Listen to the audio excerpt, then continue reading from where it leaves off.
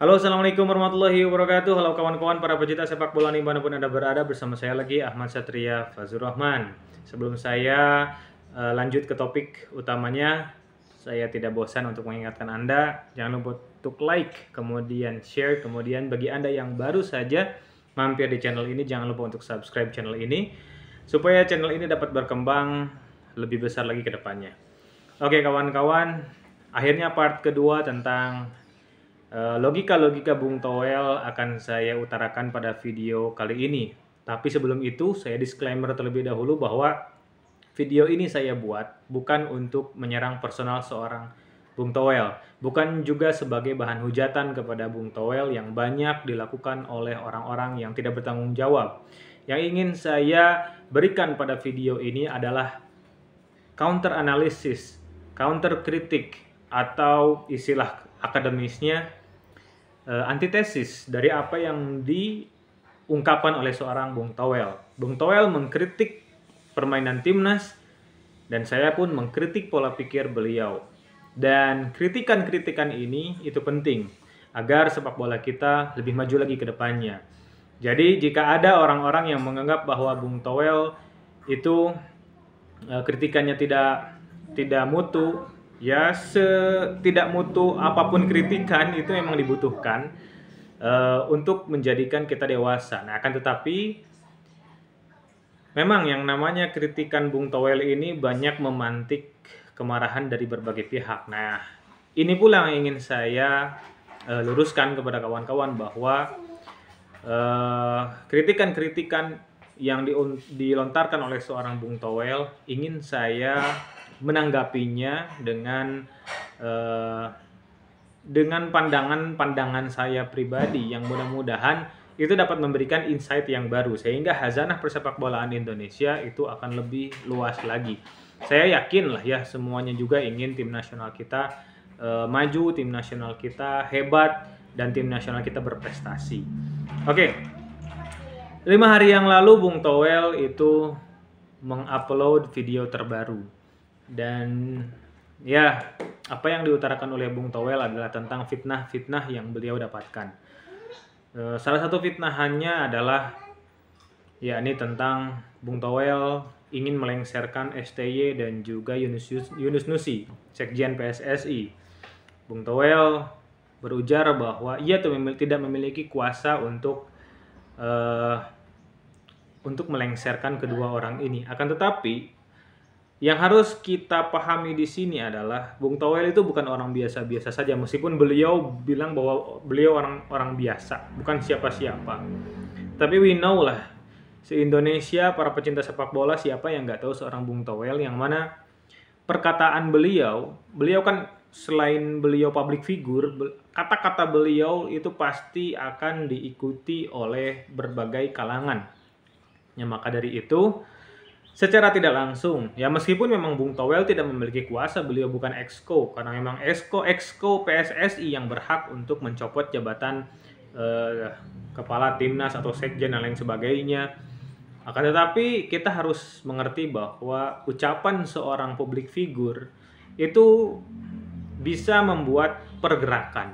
Maka dari itu kita sendiri tahu bahwa orang yang ingin agar STY itu out itu siapa lagi kalau bukan seorang Bung Toel. Maka dari itu adanya narasi seperti itu bahwa Bung Toel ingin melengsarkan Yunus Nusi dan juga Sintayong dari tim nasional Indonesia, itu adalah akibat dari ucapan Bung Toel yang selalu saja STY out seperti itu ya.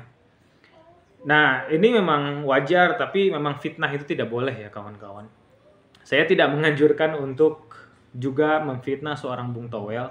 Jadi kalau kita ingin berperang pikiran, Ghazwul Fikri ya, kita perang saja pikiran, perang analisis, perang kritik dengan cara yang baik. Jangan menyerang personel, jangan menyerang kepribadian, dan jangan juga menyerang keluarga, karena Bung Toel sendiri pernah mengutarakan bahwa beliau, keluarga beliau, anak-anak beliau pun tidak luput dari serangan netizen. Nah, ini tidak boleh. Jadi yang kita serang adalah pola pikir dan kritik dari Bung Toel tersebut. Jadi kritikannya, perkataannya yang kita luruskan, kemudian yang saya luruskan, terutama dalam hal ini yang ingin saya luruskan supaya ya kita mendapatkan pandangan yang baru. Nah, cacat logika yang kedua, kemarin kan part yang pertama. Nah, sekarang yang kedua, kita sering melihat bahwa, atau bukan sering ya, di Sport 77 kita kembali ke live streamingnya Sport 77, waktu itu live commentary Muhammad Al-Kathiri ya. Itu Bung Toel memberikan ucapan gol lewat lemparan. Pada waktu itu Muhammad Al-Kathiri ya memancing-mancing Bung Toel. Jadi kita menang kemarin tanpa 3 orang ini, tanpa Jay Izzes, tanpa Orat Mangun, kemudian tanpa Jay Izzes ada ya, tanpa Orat Mangun dan lain sebagainya. Tapi kemenangan di GBK dianggap oleh seorang Bung Toel itu gol lemparan. Jadi gol lewat lemparan itu, nah itu kan sebenarnya banyak menggores luka kepada para penggemar tim nasional Indonesia. Kemudian ada satu lagi statement beliau yang selalu saya ingat, gol jatuh dari langit lah, istilah gol jatuh dari langit, ataupun istilahnya disundul Kyrgyzstan. Menurut saya statement ini adalah statement yang tidak layak untuk diungkapkan oleh seorang public figure. Ya, memang kita akui bahwa beberapa momen Indonesia mendapatkan keuntungan. Kalau dalam istilah sepak bolanya diliputi atau dinaungi oleh Dewi Fortuna. Entah Indonesia mendapatkan penalti, entah Indonesia seringkali membobol lawan dengan lemparan. Tapi kita harus ingat bahwa semua hasil yang didapatkan oleh tim nasional Indonesia juga meliputi di sana keberuntungan tim nasional Indonesia, itu semuanya adalah hasil jerih payah timnas. Bayangkan kalau seandainya tim nasional kita, para pemain 11 orang di lapangan dan juga pelatih dan juga staf tidak berusaha dengan baik. Pertama, mereka tidak berlatih, kedua tidak melakukan perlawanan, ketiga tidak menggenjot fisik dan lain sebagainya. Tidak ada usaha, apakah akan ada gol keberuntungan? Tentu tidak akan ada. Saat Rafael Strike dijatuhkan oleh pemain Vietnam di kotak penalti, itu bukan sebuah keberuntungan, itu adalah hasil jerih payah yang dilakukan oleh seorang Rafael Strike sehingga ia dilanggar oleh para pemain Vietnam. Kemudian lemparan dari Arhan Pratama itu hasil dari latihan Arhan. Ia berlatih pasti banyak sekali latihan lemparan bola. Jadi bukan keberuntungan.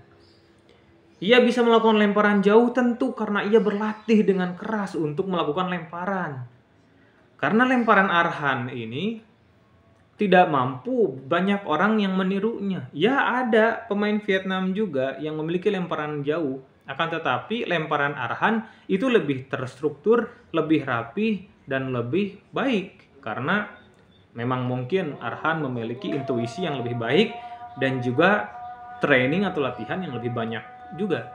Kemudian pemosisian para pemain saat melakukan lemparan jauh dari Arhan itu pun pasti sudah dikonsep oleh pelatih. Menurut saya agak naif jika kita menilai sebuah gol itu sebuah keberuntungan. Menurut saya itu sangat-sangat naif menurut saya, dan sangat-sangat tidak layak untuk diucapkan oleh seorang public figure, apalagi seorang komentator dan juga seorang pemerhati sepak bola senior, yang mana ini akan merambah kepada para pecinta sepak bola yang lain dan memberikan efek yang tidak baik. Ini menurut saya, kawan-kawan. Nah, kemudian apa sebenarnya sih gol dari langit itu seperti apa? Ya, gol dari langit itu kalau kiper blunder baru itu gol dari langit. kiper sudah ada di depan, maju di depan, kemudian dia ingin mengangkat bola malah lepas, bolanya langsung masuk ke gawang, itu baru gol dari langit. Atau pernah kan kawan-kawan melihat video orang yang menendang bola di luar Indonesia ya, menendang bola, dia nggak nyangka bola itu akan masuk karena ya menurut dia bola itu dia buang, tapi ternyata ada angin besar sehingga anginnya masukin bola. Nah itu dia baru gol dari langit. Tapi kalau lemparan seorang Pratama Arhan ataupun penalti yang didapatkan oleh tim nasional Indonesia, itu bukan gol dari langit, itu adalah hasil kerja keras dan jerih payah para pemain. Menurut saya itu akan melukai hati para pemain yang sudah latihan bertahun-tahun, latihan berbulan-bulan, bertahun-tahun. Kalau misalnya lemparan itu dianggap sepele, kapan lagi kita memiliki senjata yang ditakuti oleh banyak negara yang lain, termasuk Argentina. Pada saat itu pun hampir saja kita membobol gawang Argentina lewat sundulan Elkan Baggett, hasil lemparan jauh dari seorang Pratama Arhan. Bahkan bukan hanya seorang STY saja yang menggunakan lemparan jauh ini, ada seorang Indra Syafri di SEA Games kemarin yang menggunakan lemparan jauh ini juga di SEA Games. Siapa pelempar jauhnya? Alfreanda Dewangga. Karena kita memiliki 3 pelempar jauh di tim nasional Indonesia. Ada Alfreanda Dewangga, ada Pratama Arhan, dan juga ada Roby Darwis dari Persib Bandung. Nah ini, kapan lagi kita memiliki senjata mematikan seperti ini, kawan-kawan? Jadi ya, apapun potensi yang dimiliki oleh tim nasional Indonesia harus betul-betul dipakai demi kemenangan tim nasional Indonesia. Nah ini adalah cacat logika yang kedua dari seorang Bung Towel yang ingin saya kritisi. Jadi mudah-mudahan Bung Towel juga tidak anti terhadap kritikan dari para penggemar tim nasional yang lain. Mudah-mudahan ya. Jadi saat beliau mengkritik pasti ada kritik juga. Maka dari itu kita harus menerima kritikan-kritikan dari orang jika itu adalah kritikan yang membangun. Saya Ahmad Satria Fazur Rahman, terima kasih telah menonton video ini. Jangan lupa saksikan Cerezo Osaka melawan apa ya? Lupa lagi saya. Nanti jam 1 siang, karena saya sekarang membuat video sambil menunggu pertandingan Cerezo Osaka. Mudah-mudahan Justin Hubner bermain kembali. Saya Ahmad Satria Fazur Rahman, terima kasih telah menonton. Assalamualaikum warahmatullahi wabarakatuh.